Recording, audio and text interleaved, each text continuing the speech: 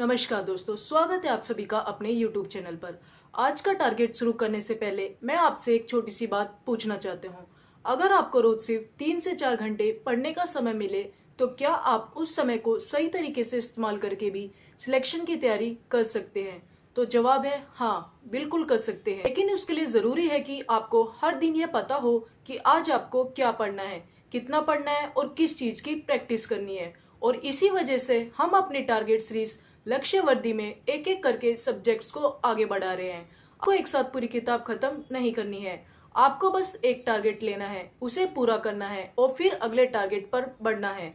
और दोस्तों, जैसा कि आप लोगों ने कमेंट करके कहा था कि एक दिन छोड़कर टारगेट दिया करो, तो अब से मैं कोशिश करूंगी कि आपको एक दिन छोड़कर नया टारगेट वीडियो मिले। तो अब बिना ज्यादा समय खराब किए देखते हैं कि आज के टारगेट में हमें क्या क्या करना है। सबसे पहले बात करते हैं रीजनिंग की। रीजनिंग में हमने डायरेक्शन टेस्ट, कैलेंडर और उसके बाद कोडिंग एंड डिकोडिंग जैसे इंपॉर्टेंट टॉपिक्स को कवर किया। अब रीजनिंग में हम एक और बहुत इंपॉर्टेंट टॉपिक की तरफ बढ़ेंगे। आज का रीजनिंग का टारगेट है नंबर सीरीज यानी संख्या श्रेणी। नंबर सीरीज में आपको नंबर्स के बीच छिपे हुए पैटर्न या रूल को पहचानना होता है। कुछ क्वेश्चंस में नंबर के बीच एडिशन या सबट्रैक्शन का पैटर्न हो सकता है, कहीं मल्टीप्लिकेशन या डिवीजन का रूल हो सकता है और कई बार एक से ज्यादा ऑपरेशंस भी दिए जा सकते हैं। इसलिए नंबर सीरीज में सबसे ज्यादा जरूरी है कि आप दिए गए नंबर्स को ध्यान से देखें, उनके बीच का रिलेशन समझने की कोशिश करें। शुरुआत में कुछ सीरीज के क्वेश्चन आपको थोड़े मुश्किल लग सकते हैं, लेकिन जैसे जैसे आप अलग अलग पैटर्न्स को समझेंगे और क्वेश्चन की प्रैक्टिस करेंगे, वैसे वैसे आपकी पकड़ मजबूत होती जाएगी। इसलिए नंबर सीरीज में केवल कोई एक ट्रिक याद करने की कोशिश मत कीजिए। पहले पैटर्न को समझिए, फिर क्वेश्चन को एनालाइज कीजिए और उसके बाद आंसर निकालिए। आज आपको नंबर सीरीज की क्लास को ध्यान से पूरा करना है। वीडियो का लिंक आपको कमेंट सेक्शन में मिल जाएगा। क्लास देखते समय इंपॉर्टेंट रूल्स, पैटर्न्स और ट्रिक्स के नोट्स जरूर बनाइए और क्लास में जो क्वेश्चंस कराए जाए उन्हें केवल देखकर आगे मत बढ़िए। वीडियो को रोककर पहले खुद सोल्व करने की कोशिश कीजिए। अगर आंसर नहीं आता तो सॉल्यूशन देखिए और फिर उसी क्वेश्चन को दोबारा खुद से सोल्व कीजिए, क्योंकि रीजनिंग में आपकी स्पीड तभी बढ़ेगी जब आप क्वेश्चन को खुद से सोल्व करेंगे। अब बात करते हैं मैथ्स की। मैथ्स में हम नंबर सिस्टम को कंटिन्यू कर रहे हैं। हमने पिछले टारगेट्स में नंबर सिस्टम की कई क्लासेस कंप्लीट की हैं और अब नंबर सिस्टम के कंसेप्ट्स अच्छे से क्लियर हो जाते हैं तो आगे के कई टॉपिक्स को समझने में आपको आसानी होगी। इसलिए आज की क्लास को ध्यान से समझिए। जहाँ कोई इंपॉर्टेंट रूल या फॉर्मूला मिले उसे अपनी कॉपी में नोट कर लीजिए और सबसे अगर आपसे सोल्व नहीं होता है तो सोल्यूशन देखिए और अपनी मिस्टेक को समझिए, क्योंकि मैथ्स में एक क्वेश्चन गलत होना कोई बड़ी बात नहीं है। बड़ी बात यह है कि आप अपनी गलती से सीख रहे हैं या नहीं। इसलिए आज का मैथ्स का टारगेट है नंबर सिस्टम की क्लास 9 और क्लास के बाद क्वेश्चन की थोड़ी सी प्रैक्टिस जरूर कीजिए। अब बात करते हैं हिंदी की। हिंदी में हमने पिछले टारगेट्स में संज्ञा, स्वनाम और उसके बाद क्रिया जैसे टॉपिक्स को कवर किया। ग्रामर में हम आगे बढ़ते हुए आज का एक बहुत इंपॉर्टेंट टॉपिक करेंगे। आज का हिंदी का टारगेट है विशेषण और विशेष्य। सबसे पहले आपको यह समझना है कि विशेषण क्या होता है और विशेष्य क्या होता है। किसी शब्द की विशेषता बताने वाला शब्द किस प्रकार विशेषण होता है और जिस शब्द की विशेषता बताई जाती है उसे किस प्रकार विशेष्य कहा जाता है। इसे एग्जाम्पल्स के साथ समझना बहुत जरूरी है, इसलिए केवल डेफिनेशन याद करके आगे मत बढ़ जाना। पहले कंसेप्ट को समझिए, फिर एग्जाम्पल्स देखिए और अलग अलग सेंटेंसेस में यह पहचानने की कोशिश कीजिए कि विशेषण कौन सा है और विशेष्य कौन सा है। अगर आपकी बुक आपके पास है, जैसे हिंदी की यूनिवर्सल, अरिहंत या जो भी स्टैंडर्ड बुक आप फॉलो कर रहे हैं, तो आप इस चैप्टर को बुक से भी जरूर पढ़िए। आप चाहे तो पहले वीडियो देखकर कंसेप्ट क्लियर कर सकते हैं और उसके बाद अपनी बुक से विशेषण और विशेष्य का चैप्टर पढ़ सकते हैं। या अगर आपको पहले बुक पढ़ना ज्यादा अच्छा लगता है तो पहले बुक से बेसिक कंसेप्ट पढ़िए और फिर वीडियो देखकर उसे और क्लियर कीजिए। लेकिन एक चीज जरूर करनी है, video plus book plus questions, इन तीनों को एक साथ लेकर चलना है। इंपॉर्टेंट डेफिनेशन और रूल्स के नोट्स बनाइए, एग्जाम्पल को ध्यान से पढ़िए और क्लास में कराए गए क्वेश्चंस को खुद से सोल्व करने की कोशिश कीजिए। हिंदी ग्रामर में अगर कंसेप्ट शुरुआत से क्लियर रहते हैं तो आगे चलकर क्वेश्चंस को सोल्व करना काफी आसान हो जाता है। तो आज का हिंदी का टारगेट है विशेषण और विशेष्य। अब बारी है हमारे जीएस टारगेट को आगे बढ़ाने की। पिछले टारगेट में आपने येलो बुक के नेक्स्ट 5 पेजेस को कवर किया था और मैंने आपसे उन पेजेस से क्वेश्चंस भी पूछे थे।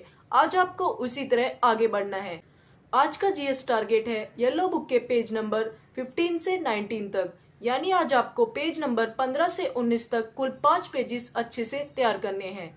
लेकिन दोस्तों, जैसा कि मैं हर बार कहता हूँ, सिर्फ पेजेस पढ़कर खत्म नहीं करना है। इन 5 पेजेस को ध्यान से पढ़िए, इंपॉर्टेंट फैक्ट्स को मार्क कीजिए, इन्फॉर्मेशन आपको इम्पोर्टेंट लगे उसे अपनी नोटबुक में नोट कर सकते हैं और कोशिश कीजिए कि पढ़ते समय ही फैक्ट्स को समझने की कोशिश करें, क्योंकि जीएस में सिर्फ पढ़ लेना काफी नहीं है, आपको इन्फॉर्मेशन भी याद रखनी है और समय समय पर उसका रिवीजन भी करना है। और हाँ, जैसे पिछले टारगेट में मैंने आपसे पहले 5 पेजेस से क्वेश्चंस पूछे थे, उसी तरह आगे भी मैं आपको येलो बुक के क्वेश्चंस देते रहूंगे।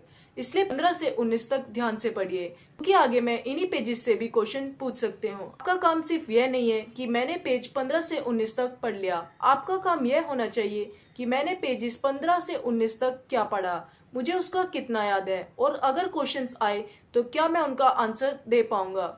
ये आपकी सही जीएस प्रिपरेशन होगी। जीएस पढ़ने का एक छोटा तरीका, जब आप येलो बुक के 5 पेजेस पढ़े तो अगर कोई फैक्ट आपको इम्पोर्टेंट लगे तो उसे हाईलाइट कर दीजिए, और अगर कोई फैक्ट आपको याद करने में मुश्किल लग रहा है तो उसे अपनी कॉपी में शॉर्ट नोट के रूप में लिख लीजिए। फिर अगले दिन 5 से 10 मिनट निकालकर उसी को रिवाइज कर लीजिए। आपको एक दिन में पूरी जीएस खत्म नहीं करनी है, हम धीरे धीरे जीएस को आगे बढ़ाएंगे। आज सिर्फ पेज 15 से 19 तक बस इतना टारगेट पूरा करना है। अब बात करते हैं टारगेट की टाइमिंग की। जैसा कि आप लोगों ने कमेंट में कहा था, दीदी एक दिन छोड़कर टारगेट दिया करो, तो दोस्तों अब से मैं कोशिश करूंगी कि एक दिन छोड़कर आपको टारगेट मिले। लेकिन एक बात याद रखिए, टारगेट वीडियो एक दिन छोड़कर आएगा, इसका मतलब यह नहीं है कि आप उस दिन बिल्कुल पढ़ाई नहीं करेंगे। जिस दिन नया टारगेट नहीं आएगा उस दिन आप प्रीवियस टारगेट का रिवीजन कर सकते हैं, क्वेश्चन की प्रैक्टिस कर सकते हैं, और जो कंसेप्ट समझ नहीं आया उसे दोबारा देख सकते हैं। इस तरह हमारी तैयारी लगातार चलती रहेगी। एक छोटी सी बात हमेशा याद रखिए, आपको अभी यह नहीं सोचना है कि इतना बड़ा सिलेबस कैसे पूरा होगा, सिलेक्शन कैसे होगा, एग्जाम में कितने मार्क्स आएंगे। इन सब चीजों के बारे में अभी ज्यादा सोचकर खुद पर प्रेशर मत डालिए। अभी आपका काम बहुत सिंपल है, आज का टारगेट पूरा करना। आज नंबर सीरीज पढ़नी है, नंबर सिस्टम की क्लास 9 करनी है, हिंदी में विशेषण और विशेष्य पढ़ना है, और जीएस में येलो बुक के पेज नंबर 15 से 19 तक पढ़ना है।